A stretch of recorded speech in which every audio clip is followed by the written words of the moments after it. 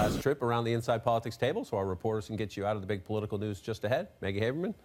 President Obama spoke at a fundraiser in Austin, Texas, a little over a week ago, and what surprised Democratic donors in the room, there were no reporters there, was how candid he was about Hillary Clinton's perceived flaws. He talked about how some people are not excited about her candidacy. He also acknowledged that there are questions about authenticity, and then he said, well, you know, essentially authenticity is overrated. That's my word, not his, but he went on to point to his predecessor, George W. Bush, and said he was seen as authentic and sort of let it trail off as in, and I don't think he was such a great president. So it'll be interesting to see how he defends Hillary Clinton, assuming she becomes the nominee in short order. President playing pundit there, always interesting. Ed?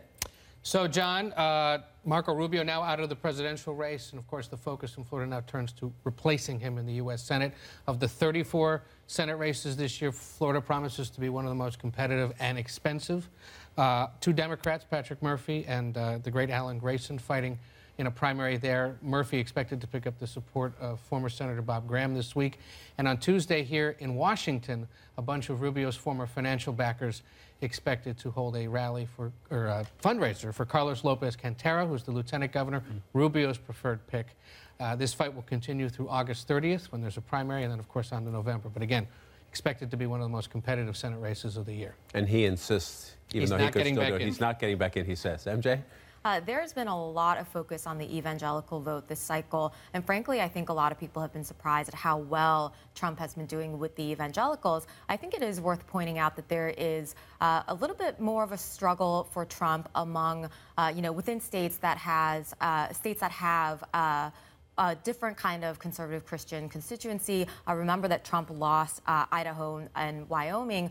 Both are states with substantial LDS populations. And I think it's worth pointing out also that Utah and Arizona are coming up. And Trump is not polling so well in Utah. And the fact that he has been going after Mitt Romney, in fact, mocking Mitt Romney, probably is not going to help him there. Interesting. If it does, then, well, every other rule has been thrown in the trash can this year. We'll see what happens there. Julie?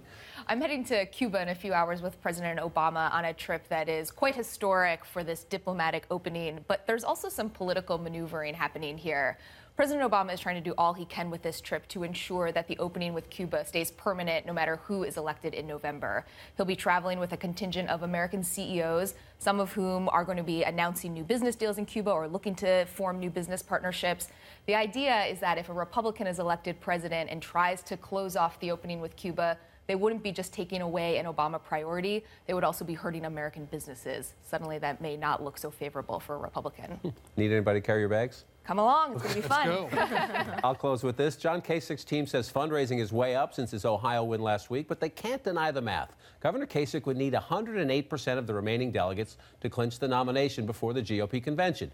Even in this wacky year, safe to say that math is impossible.